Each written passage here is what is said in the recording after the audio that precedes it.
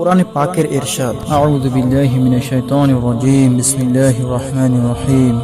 ইযা জাআকাল মুনাফিকুনা ক্বালু নাশহাদু ইন্নাকা লারাসূলুল্লাহ ওয়াল্লাহু ইয়া'লামু ইন্নাকা লারাসূলুহু ওয়াল্লাহু ইয়াশহাদু ইন্নাল মুনাফিকিনা লাকাযিবুন। মুনাফিকরা আপনার কাছে এসে বলে, আমরা সাক্ষ্য দিচ্ছি যে আপনি নিশ্চয়ই আল্লাহর রাসূল। আল্লাহ জানেন যে আপনি অবশ্যই আল্লাহর রাসূল, এবং আল্লাহ সাক্ষ্য দিচ্ছেন যে মুনাফিকরা অবশ্যই মিথ্যাবাদী। ইত্তাখাযু আইমানাহুম জুন্নাতান ফাসাদ্দু আন সাবিলিল্লাহ ইন্নাহুম সাআ মা কানু ইয়ামালুন। তারা তাদের শপথসমূহকে ঢাল রূপে ব্যবহার করে, অতঃপর তারা আল্লাহর পথে বাধা সৃষ্টি করে। তারা যা করছে তা খুবই মন্দ। যালিকা বিআন্নাহুম আমানু সুম্মা কাফারু ফাতুবিআ আলা কুলুবিহিম ফাহুম লা ইয়াফকাহুন। এটা এজন্য যে তারা বিশ্বাস করার পর পুনরায় কাফের হয়েছে, ফলে তাদের অন্তরে মোহর মেরে দেওয়া হয়েছে, অতএব তারা বোঝে না। সাওয়াউন আলাইহিম আস্তাগফারতা লাহুম আম লাম তাস্তাগফির লাহুম লান ইয়াগফিরাল্লাহু লাহুম ইন্নাল্লাহা লা ইয়াহদিল কওমাল ফাসিকিন। আপনি তাদের জন্য ক্ষমা প্রার্থনা করুন অথবা না করুন, উভয়ই সমান। আল্লাহ কখনোই তাদেরকে ক্ষমা করবেন না। আল্লাহ ফাসিক সম্প্রদায়কে পথ প্রদর্শন করেন না।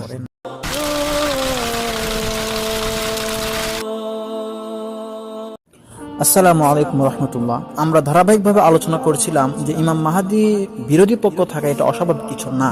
গত পর্বে আরো আলোচনা করেছিলাম যে আল্লাহ রাসূল সাল্লাল্লাহু আলাইহি ওয়াসাল্লামের জামানায় ওনার বিরোধী পক্ষ, যেসব বিরোধী পক্ষ ছিল, ওদেরকে যদি আমরা ক্যাটাগরাইজ করি তাহলে তিনটা ক্যাটাগরি পাওয়া যায়। মূলত তিনটা ক্যাটাগরি পাওয়া যায়। এক হলো যে মুশরিক, দুই হলো যে বনী ইসরাইল, এবং তিন হলো মুনাফিক। এবং এটাও আমরা আলোচনা করেছিলাম যে মুনাফিকরা আল্লাহ রাসূলকে সবচেয়ে বেশি কষ্ট দিয়েছে। তো আজকে আমরা সেই মুনাফিক নিয়ে আলোচনা করব। এবং এই মুনাফিক আমরা জানি আল্লাহ রাসূল সাল্লাল্লাহু আলাইহি সাল্লামের সাথে কিছু মুনাফিক যারা আল্লাহ রাসূলকে সবসময় ত্যাক্ত করত, সাহাবায়ে কেরামদের সব সময় ত্যাক্ত করত, এবং আল্লাহ রাসূলের বিভিন্ন কুৎসা রটনা করত আল্লাহ রাসূলের অসাক্ষাতে। আপনারা জানেন আব্দুল্লাহ ইবনে উবাই সহ আর অন্যান্য যত মুনাফিকরা ছিল আল্লাহ রাসূলের অনেক কুৎসা রটনা করত এবং মুসলমানদের মাঝে বিভেদ সৃষ্টি করার চেষ্টা করত। এটা আপনারা জানেন। তো এই জামানো ইমাম মাহদী এরকম থাকবে না, এটা কখনোই ভাবা যায় না। কারণ এই জামানো ইসলাম প্রতিষ্ঠিত হওয়ার কাজে এসব মুনাফিকরা আল্লাহ রাসূলের জামানায় ছিল, এখনো থাকবে, এবং এসব শত্রু বিরোধী পক্ষ থাকা স্বাভাবিক। আবার আমরা এটাও জানি যে হাদিসে পাকের মধ্যে আছে যে ইমাম মাহদীর সঙ্গে একদল মুনাফিক থাকবে যারা আল জিহাদের ময়দান থেকে পলায়ন করবে। তো এটা স্বাভাবিক যে ওনার সঙ্গেও এরকম মুনাফিক থাকবে, যা আমাদের সবার জন্য ইমানে পরীক্ষা। এবং এই মুনাফিকরা সবসময় আমাদেরকে কষ্ট দিয়ে যাবে, কিন্তু এরপরও আমাদের হকের উপর টিকে থাকা এটা আল্লাহ তাআলার পক্ষ থেকে আমাদের জন্য পরীক্ষা। তো আজকে এরকমই একজন ব্যক্তি আপনার স্ক্রিনে দেখতে পাচ্ছেন, যার নাম রফিকুল ইসলাম। এই লোক আমাদের সাথে, আমরা যে আল্লাহর খলিফার সঙ্গে আছি, আমাদের সঙ্গে এই লোক প্রায় দীর্ঘ 9 থেকে 10 মাস ছিল এই মক্কাতে। তো এখানে থাকাকালীন অবস্থায় উনি যেরকম ভাবে আমাদের সঙ্গে চলছেন এবং আল্লাহ পাকের খলিফাকে যেরকম ভাবে সত্যায়ন করেই ছিলেন। এবং দীর্ঘদিন থাকার পর গত সেপ্টেম্বর মাসে সে আমাদের থেকে আলাদা হয়ে যায়। হঠাৎ করে আমাদেরকে কোনো কিছু না জানিয়ে আমাদের জামাত থেকে আলাদা হয়ে যায়। আলাদা হয়ে যাওয়ার পর সে গত 12 সেপ্টেম্বর একটা অডিও রেকর্ড আল্লাহ পাকের খলিফা আরেকজন সাথীকে পাঠায়, এই জন্য যে সে যেন আল্লাহ পাকের খলিফাকে শোনায়। এবং এটা আপনারা অডিওতে শুনতে পাবেন, সেটা বলছে। এবং সেটা বিস্তারিত সে এখান থেকে, সে আমাদের জামাত থেকে কি জন্য গিয়েছে এটা সে ওখানে অডিওতে বলে। এবং একরকম সে আল্লাহ পাকের খলিফার কাছে ক্ষমা চাচ্ছে যে আমি এরকম দুর্বল, এবং আমি আমার ফ্যামিলির চাপে, আমার ফ্যামিলি বিভিন্ন সমস্যার কারণে আমি থাকতে পারলাম না, আপনি আমাকে মাফ করে দেন, এরকম অনেক কথা বলছে। আপনার অডিওটা শুনলে বুঝতে পারবেন। তো এখন সে সাম্প্রতিক দেখা যাচ্ছে সে আল্লাহ পাকের খলিফার প্রত্যেকটা ভিডিওর কমেন্টে সে বিভিন্ন উল্টাপাল্টা কমেন্ট করতেছে, যেটা আল্লাহ রাসূল সাল্লাল্লাহু আলাইহি সাল্লামের অসাক্ষাতে যেরকম আব্দুল্লাহ ইবনে উবাই সহ অন্যান্য মুনাফিকরা আল্লাহ রাসূলের কুৎসা রটনা করত, ঠিক একইভাবে এই মুনাফিক ব্যক্তি রফিকুল ইসলাম রফি নামে যে আইডিটা আছে আপনার স্ক্রিনে দেখতে পাচ্ছেন, এই ব্যক্তিও আল্লাহ পাকের খলিফা সম্পর্কে এরকম উচ্চারণা করতেছে, অথচ একই ব্যক্তি অডিও যেটা দিয়েছে, ও যে অডিওটা পাঠাইছে আল্লাহ পাকের খলিফার কাছে, এই অডিওতেও একই ব্যক্তি আল্লাহ পাকের খলিফাকে সত্যায়ন করেছে যে আপনি হক, আপনার কাছ থেকে আমি অপরিচিত ইসলামকে শিখেছি, আপনার কাছ থেকে আমি ইসলামকে মানা শিখেছি, এবং আপনি হক, এতে আমার কোনো সন্দেহ নেই। এরকম সে বলার পর বাংলাদেশ যাওয়ার সে অনুমতি চায়, কিন্তু বাংলাদেশ গিয়ে সে এসব অবস্থা শুরু করে।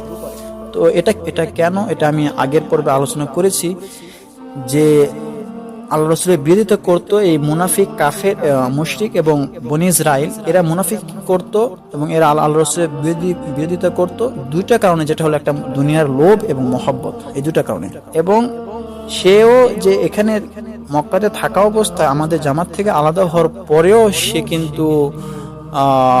কিন্তু আল্লাহ পাকের খলিফার পক্ষ নিয়ে অডিও রেকর্ডটা পাঠিয়েছে, কিন্তু দেশে যাওয়ার পর কিন্তু সে অন্যরকম আচরণ করা শুরু করেছে। আসসালামু আলাইকুম রহমতুল্লাহ। আমার এই ভয়েসটা ভাইকে শোনাবেন, সরাসরি ওই ভাইয়ের চ্যানেলে ভাইয়ের নাম্বারেও দিতে পারতাম, কিন্তু সিকিউরিটির জন্য এখানে দিচ্ছি না আর কি, যেহেতু ভাইয়ের এতে যে কোনো নাম্বারেই মনিটরিং করা হয়। ভাই, আমি তো আসলে ইসলামের দুশমন বা মুনাফিক না, আমি তো আল্লাহর জন্যই হিজরত করে আসছিলাম মক্কাতে, এবং আসার পরে আলহামদুলিল্লাহ দীর্ঘ সময় এখানে থেকে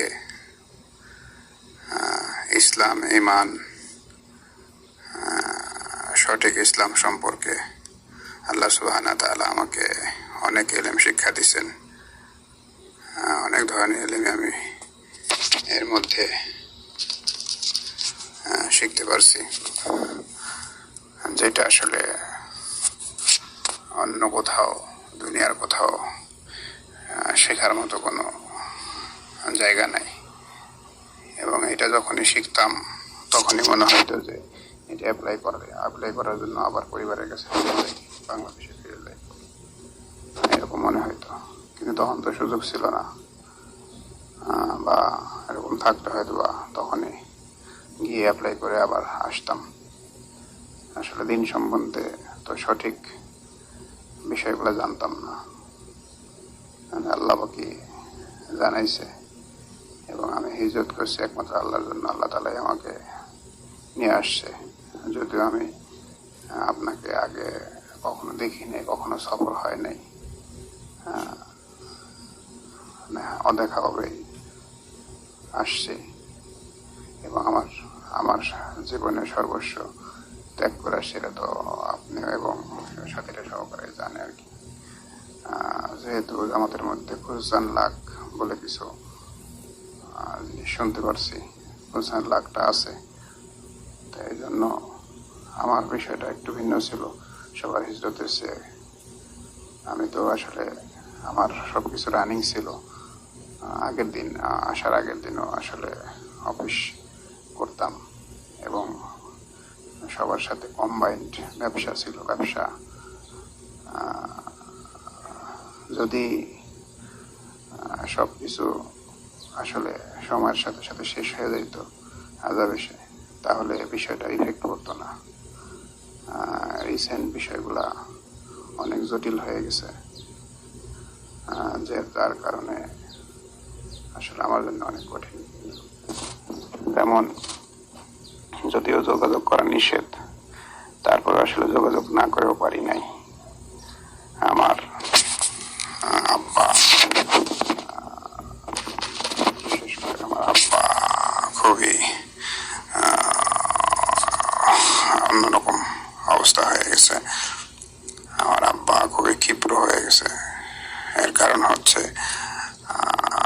যখন আমার বড় ভাই তো আগে সোনালী ব্যাংকে চাকরি করতেন, তো আমার জন্যই চাকরিটা ছেড়ে দিছে, আমার উপর করে চাকরি ছেড়ে দিছে। তো সেই বিষয়গুলো আব্বা এখনো বলে যে আমার জন্য চাকরি ছেড়ে দিছে, আমার ব্যবসায় যোগ দেওয়ার জন্য। এখন আমি তাদেরকে ছেড়ে পালাই আসছি, সাগরে পালাই আসছি। তো ব্যবসায় তো অনেক ঋণ, তো এবং এখন এবং টোটালটাই আমার উপরে এই করা। এই বিষয়গুলো যদিও আমি আমার হিজরতের পরপরই আপনার সামনে তুলছিলাম 2-3টা বিষয়, তখন তো দোষ অনেক বেশি ছিল এবং একরকম ধারণা ছিল একরকম ধরনের ঘটনা ঘটবে। তো তখন আমার জন্য থাকতে তেমন কোনো সমস্যা হয় নাই, থাকতে আমি তারপরেও রয়ে গেছি আর কি। কিন্তু যখন বিষয়গুলা ওই রকম ভাবে আমাদের ধারণার মধ্যে ঘটনা ঘটে নাই, তখন আমার আত্মীয় স্বজন বলতে কিছু না, আমার আব্বা আম্মা, পরিবার এবং আমার ভাই, পার্টনাররা সবাই অন্যরকম অবস্থা হয়ে গেছে। আর একটা বিষয় হচ্ছে, আমি তো আজকে থেকে 10 বছর আগে একবার একটু অন্যরকম অবস্থা হয়েছিল আমার, বেশি রকম অবস্থা হয়েছিল। তো যে কারণে সবাই মনে করে যে আমার অবস্থা আবার ওই আগের মতো, আমি মেন্টাল হয়ে গেছি বা হয়ে গেছি। এই বিষয়টা আমার জন্য খুব পীড়াদায়ক। তো ভাই, আমি জামাতের শত্রু না, আপনার শত্রু না, ইসলামের দুশ্মন না। আমি আসলে একটু মানে সরে গেছি। আমার সবার ওইদিকে, সবার জন্য আমি সরে যাওয়াতে সবাই খুব খুশি হয়েছে। আমার আত্মীয় স্বজন, শ্বশুর বাড়ির লোকজন এবং ভাই, আব্বা আম্মা, বিশেষ করে আমার আব্বা, সবাই খুশি হয়েছে।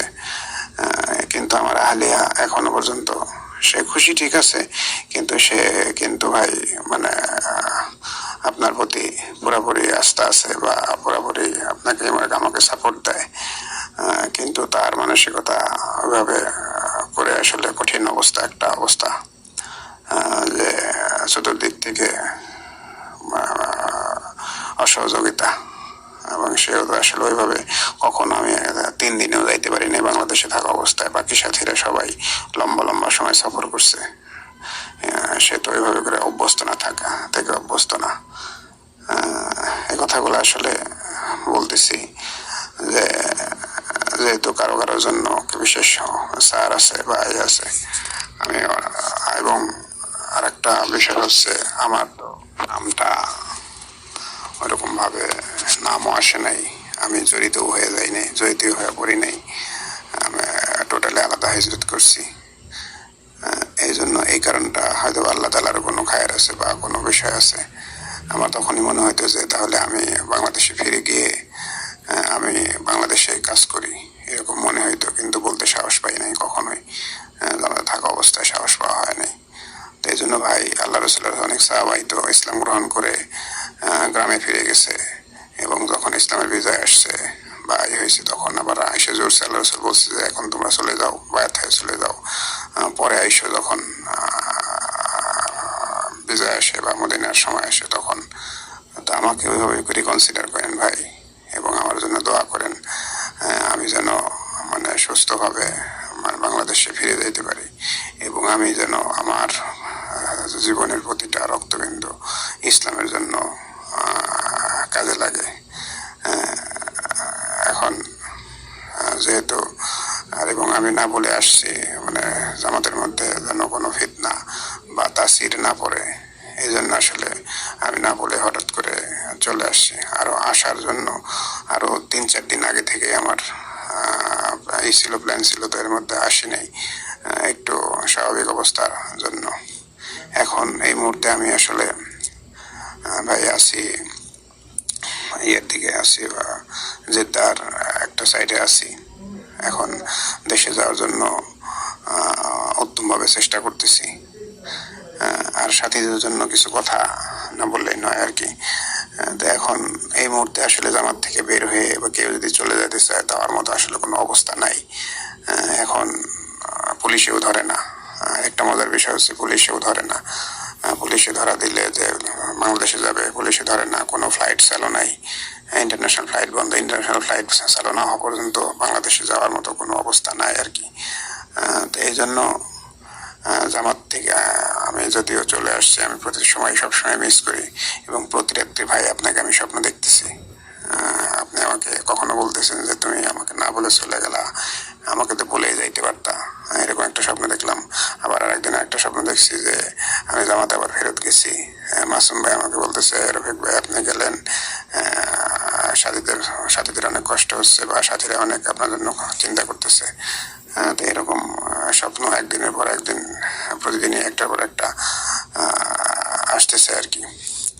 আর ভাই এখন আমার যেটাই, আমি আপনার কখনোই মানে বিরোধী না বা নেগেটিভ না, ওই রকম অসহসা না যে হ্যাঁ অসহসা সবারই আসে জামাত করতে, অসহসা সবারই আসে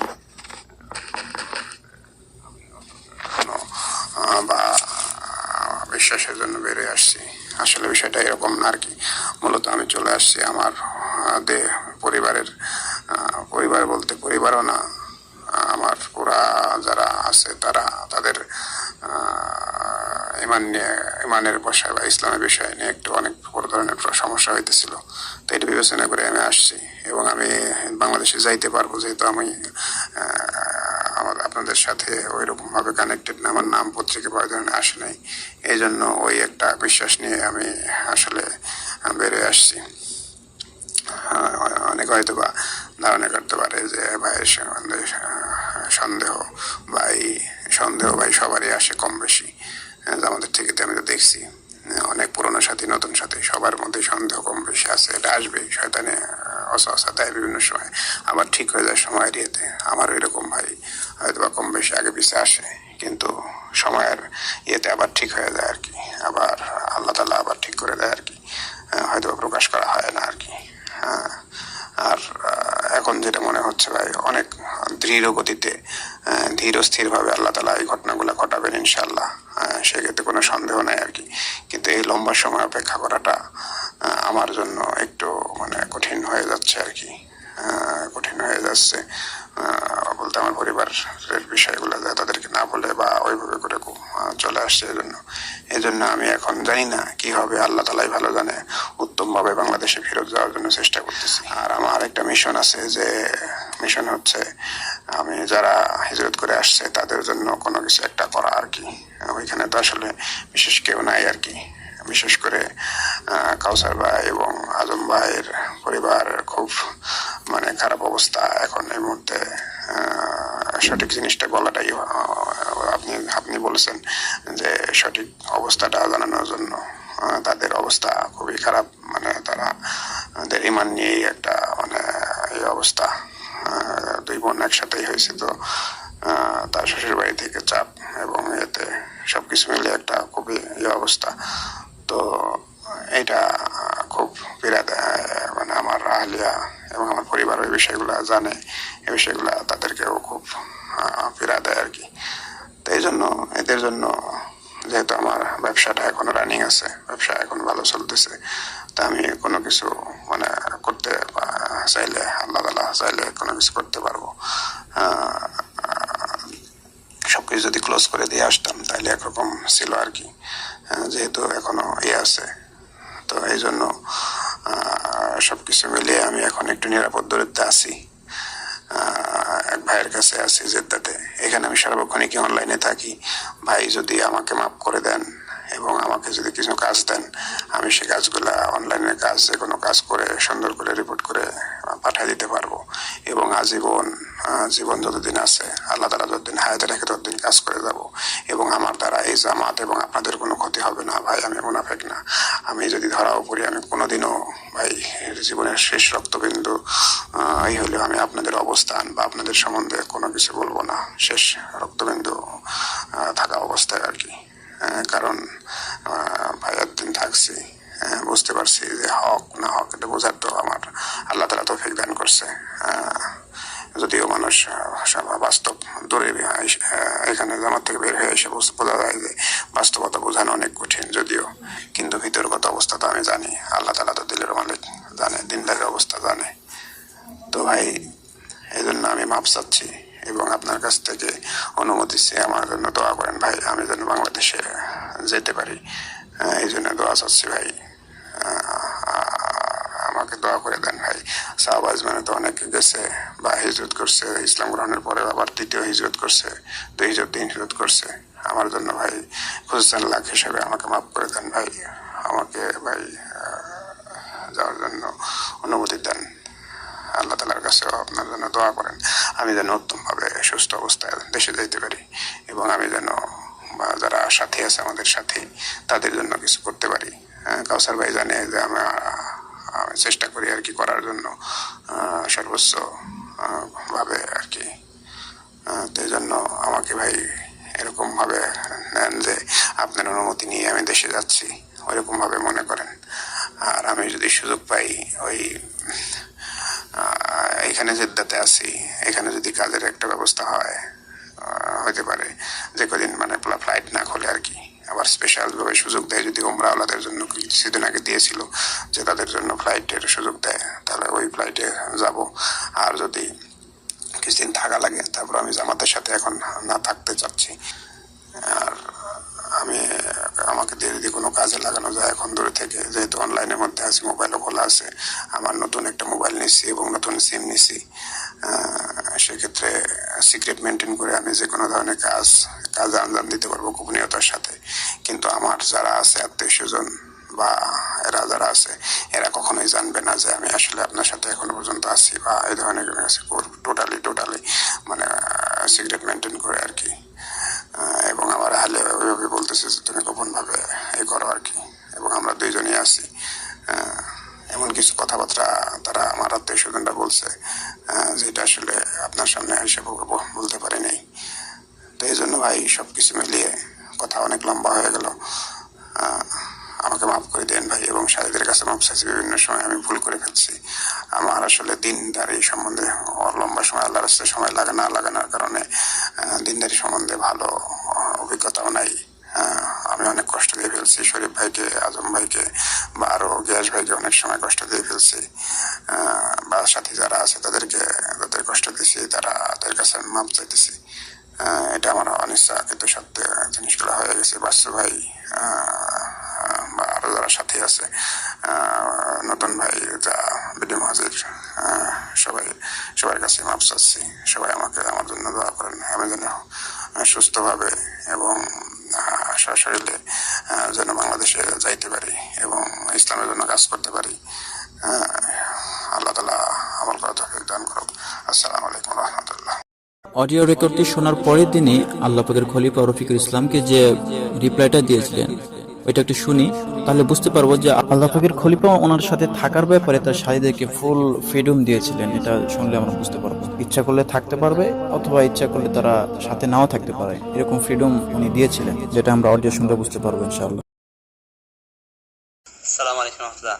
আমি এই যে সাথীদের মাঝখানে এই কথাটা বলছি যে রফিক হঠাৎ করে চলে গেল, আমি কিছু বুঝতে পারলাম না, বা এটাতে আমি একটু কষ্ট পাইছি বা একটু মন খারাপ হয়েছে আর কি। আমার একজন সাথী চলে গেল হঠাৎ করে, কি হলো কিছু আমার সাথে শেয়ার করলো না, বা আমি তো এরকম শুরু থেকেই বলে রাখছিলাম কারো আসা যাওয়া এটা সম্পূর্ণ স্বাধীন, যে কেউ চায় আমার সাথে থাকতে পারে, যে কেউ থাকতে কষ্ট হয় বা দিলে কোনো সন্দেহ আসে বা যে কোনো কারণে সে থাকতে চাইতেছে না, সে তো চলে যেতেই পারে। আমি তো কাউকে জবরদস্তি করবো না আমার সাথে থাকার জন্য। আমি একটা জিনিসকে সঠিক বুঝতেছি বা আল্লাহ তাআলা একটা জিনিসকে আমার দিলে ঢালতেছেন বলে আমি ভাবতেছি, এবং এটাকে আমি সত্য মনে করে এইভাবে কাজ করে যাচ্ছি এবং এটার লোকদেরকে দাওয়াত দিচ্ছি। তো সারা দুনিয়া শুধু তো মানে নির্দিষ্ট কিছু মানুষকে না, সারা দুনিয়ার মানুষদেরকে দাওয়াত দিচ্ছি, এবং দুনিয়ার কোনো মানুষের কাছ থেকে কোনো কিছু চাওয়ার নাই। তো এই কারণে রফিক চলে গেছো, তো এতে মানে আমার একটু কষ্ট লাগছে আর কি। শুরুতে রফিক চলে যাবে এটা ভাবি নাই, অন্য কেউ চলে যেত, কাউসার চলে যেত, বা এখনো যে তুফাজ্জল চলে যেতে চাচ্ছে, এটা স্বাভাবিক। মানে ওরা বা ওদের ফ্যামিলিতে ক্রাইসিস চলতেছে, সব কিছু শেয়ার করে না। তো যাই হোক, মানে রফিক চলে যাবা এটা একটু ধারণা করতে কষ্ট হয়েছে। বাকি তোমাদের ওই সাথী আমিনুলের ভয়েসটা আমাকে পাঠাইছে, আমিনুলই পাঠাইছে, মানে মেসেঞ্জারের থ্রুতে ওই ভয়েসটা, যে ভয়েসটা শুনে রফিকের দিলে সংশয় আসছে বা যেটাই আসুক, এটা আমাকে পাঠাইছে। বাকি আমার সব কিছু তো সবার সামনে আছে, আমার কাছে তো এখানে তো গোপন করার কিছু, মানে রফিক তো তুমি তো আমার সাথে এতদিন ছিলাম, আমাকে কাছ থেকে দেখছো, বা আমি তোমাদের সাথে ছিলাম, আগে আলাদা বাসায় ছিলাম, এখন এক বাসাতে আছি, কাছ থেকে দেখছো, যেটা দেখছো আমাকে যেরকম দেখছো এরকমই আমি, ঠিক আছে না ইনশাল্লাহ। বাকি এখন তুমি যেখানেই থাকো আল্লাহ পাক হেফাজতে রাখে, জেদ্দাতে থাকো বা যেটা বলছো জেদ্দাতে থাকতে পারো বা কাকিয়াতে থাকতে পারো, যেখানেই থাকো না কেন, আমার পক্ষ থেকে তো কোথাও কোনো বাধা নিষেধ দেয় বা জামাতে থাকতেই হবে এরকমও না। এখন ইদানিং এই যে জামাতে যে সমস্যাগুলো হচ্ছিল, সাথীরা কথা কাটাকাটি, মনোমালিন্য, একটু গ্রুপিং ভাব, এটার কারণে পরে সাথীদেরকে যে আজকে থেকে সাথীদেরকে আলাদা করে দিছি এবং বলে দিছি যে 2-3 করে আলাদা বাসা ভাড়া নিয়ে থাকো, মানে যেটা যেভাবে সুবিধা হয়। কারণ এই থাকা খাওয়া চলাফেরা এগুলো সব জরুরতের বিষয়, এগুলা তো বড় জিনিস হলো মানুষ দিনের পরে চলে তার দিল থেকে শিরক কুফর এগুলাকে বের করে, নেপাকি দূর করে, আল্লাহ তাআলার দিকে তাওয়াজ্জুহ বৃদ্ধি পায়, মওতের পরে সামানা তৈরি করে, এই জিনিসগুলো না আমি দাওয়াত দিই। বাকি তারপরে সেটা আর কি, আল্লাহ কবুল করে, ইসলামের উপর চলার তৌফিক দান করে। রফিক তোমাকে, তোমার স্ত্রী সন্তানদেরকে, অন্য সবাইকে ইসলামের উপর চলার তৌফিক দান করে। আমার পক্ষ থেকে সবসময় অনুমতি ছিল যে কেউ থাকতে চায় চলে যেতে চায়, এটা তো যে তুমি আসার পরে তোমার ভাই বোনেরা যখন ওই যে আমাকে ভয়েস পাঠাচ্ছিল বা মেসেজ পাঠাচ্ছিল, এটা তো তোমার থ্রুতে আমি তখনই বলে দিচ্ছিলাম যে রফিককে আমি বেঁধে রাখি নাই, রফিক যদি চলে যেতে চায় আমার পক্ষ থেকে সম্পূর্ণ ইজাজত আছে। এবং এটা আমি বারবারই বলতেছি। মাঝখানে শরীফ একদিন বললো, ভাই আমার এখানে থাকতে কষ্ট দিচ্ছে, আমি অন্য জায়গায় যেয়ে থাকি। আমি আচ্ছা ঠিক আছে, এটা তো কেউ তো আর অধীনস্থ না, আমার স্ত্রী সন্তান ছাড়া তোমরা তো কেউ আমার অধীনস্থ না। তোমাদের সকল কিছু তোমাদের ব্যক্তিগত পরামর্শের উপরে বা ব্যক্তিগত ইস্যুর উপরে তোমরা করতে পারো। এখানে আসছো তুমি আল্লাহর জন্য, থাকবাও আল্লাহর জন্য, বা চলে যাও যদি, এটাও তোমার নিজের সিদ্ধান্ত। আমার পক্ষ থেকে কোনোটাই বাধা নিষেধ নাই। বাকি যেটা বললাম আর কি, যে হঠাৎ করে তুমি চলে গেছে, এটা একটু কষ্ট লাগছে। এখন তুমি যেহেতু সৌদিতে আছো এবং আমাদেরকে এখনো শত্রু মনে করো না, তো মাঝে মধ্যে এসে দেখা করে যেও, দেখা হইলে, সাথীদের সাথে দেখা হইলে ভালো লাগবে আর কি। আমার সাথে দেখা করে যেও, আসলে ভালো লাগবে আর কি। ঠিক আছে ইনশাল্লাহ।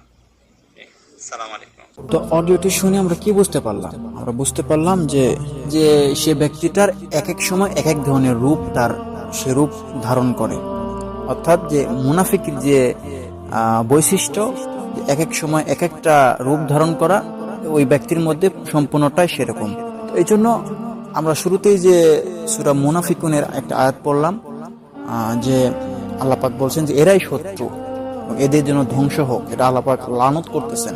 এ ধরনের লোক থেকে আমরা দূরে থাকি এবং এ ধরনের লোকের যে কোনো কমেন্ট থেকে আমরা যেন দ্রুত কোনো সিদ্ধান্ত না নিয়ে ফেলি, এ ধরনের লোকের প্ররোচনায় পড়ে। কারণ আল্লাহ রাসূলের জামানায় এসব মুনাফিকের চক্রান্তে পড়ে যেসব দুর্বল ইমানদার যারা ছিল, যারা পরিচিত হয়েছে, এর দ্বারা কিন্তু আল্লাহ রাসূলের কোনো ক্ষতি হয় না, ইসলামী কোনো ক্ষতি হয় নাই। ঠিক এরকম ভাবে এই জামানাতেও যারা এরকম মুনাফিক টাইপ লোকের প্ররোচনায় পড়ে, যারা আল্লাহ পাকের খলিফা ইমাম মাহদীকে ভুল বুঝবেন, যারা পরিচিত হবেন, আপনাদেরকে সতর্ক করার জন্য আজকের এই ভিডিও। তো আমরা বোঝার চেষ্টা করি এবং এই সকল লোকের যে কোনো কমেন্ট থেকে আমরা দূরে থাকি, সতর্ক থাকি। আল্লাহ তাআলা আমাদেরকে কবুল করেন, আমিন।